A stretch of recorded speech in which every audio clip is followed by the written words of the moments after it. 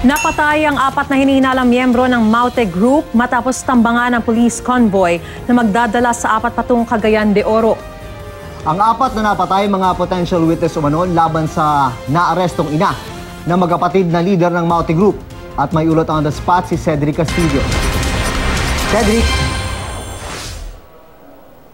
June Maris, very important o mahalagang posisyon daw sa Maute Group ang hawak di umano ng 4 na personalidad na napatay sa isang di umano'y ambush sa Llano del Norte kagabi. Ayon yan kay Police Senior Superintendent Rolly Antuyan, ang commander ng Joint Task Group sa panig ng PNP na nasa ilalim yan ng Task Force Marawi.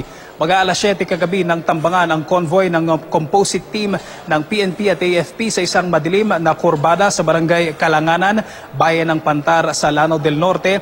Maghahatid sana ang grupo sa umunoy miyembro ng Maute Group mula Marawi City papuntang Cagayan de Oro. Sasailalim sana sa inquest proceeding. Ayon sa opisyal ng PNP ay mga sensitive personalities. Nagtamo ng tama ng bala sa katawan ang 4 na lalaki na agad isinugod sa isang ospital sa Iligan City. Namatay sa ospital ang 3 habang nailipat ng ibang ospital ang isa pero namatay din kagabi. Inaalam pa ng pulisya kung sino ang mga nanambang sa convoy. Hindi pa rin masabi kung may kinalaman ba sa mga miyembro ng Maute Group ang di umano'y pang-ambush. Pero ayon sa commander ng Joint Task Group, potential witnesses daw ang 4 laban sa naarestong si Farhan ng Maute, ang ina ng magkapatid na Omar at Abdullah na mga leader ng Maute Group. Talagang sila positive members of Maute. Positive members of Maute? Oo, actually matataas yung ginawa kanilang baga sa hierarchy ng Maute. Very important, especially sila yung nandun sila sa pinakabaga sa Queen. Within the network ng Queen ng baga rin parang anay.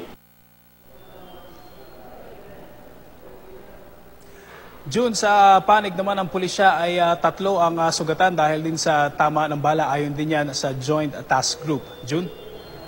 Cedric, yung 4 na miyembro ng Maute na yon ay lula ng isang sasakyan, may mga kasamang pulis, tapos sila lang ang napatay? Bale, ang impormasyon na nakarating sa atin, June, is kasama sila doon sa, o nakasakay sila doon sa police mobile at kasama sila doon sa convoy ng PNP at AFP papunta doon sa Cagayan de Oro for inquest. Kagabi, June, ay nakita pa natin itong convoy na ito nang makarating doon sa may city proper ng Iligan. At anong sinundan nga natin ito, dire-diretso doon sa isang ospital, nakita pa natin na at least 2 doon sa 4 na yon ay nakahandusay o nakahiga doon sa sahig ng police mobile at mula doon ay sinakay sila ng stretcher papunta doon sa ospital. Nakita nga natin na sugatan at duguan yung 2 lalaking yon.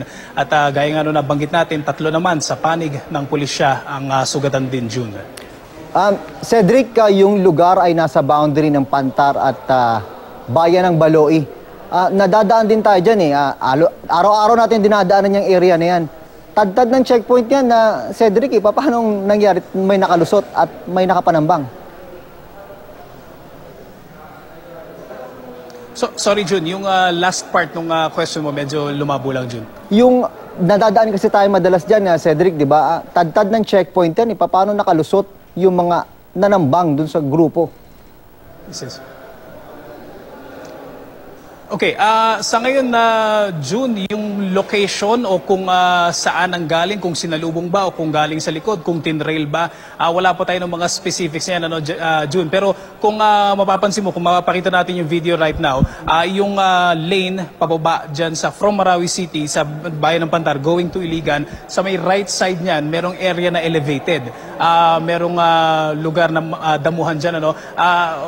We are not saying na doon nanggaling yung mga namaril, pero kung mapapansin mo doon sa kalsada, nandun pa rin yung dugo, nandun pa rin yung basag o yung mga basag-basag na mga salamin mula doon sa convoy. At again, hindi pa rin natutukoy ng pulisya kung sino yung mga namaril at kung may kinalaman daw ito doon sa mga very important personalities na dala nila na kailangan nga daw sanang i-inquest kagabi, June. Okay, maraming salamat, Cedric Castillo, at mag-ingat kayo dyan.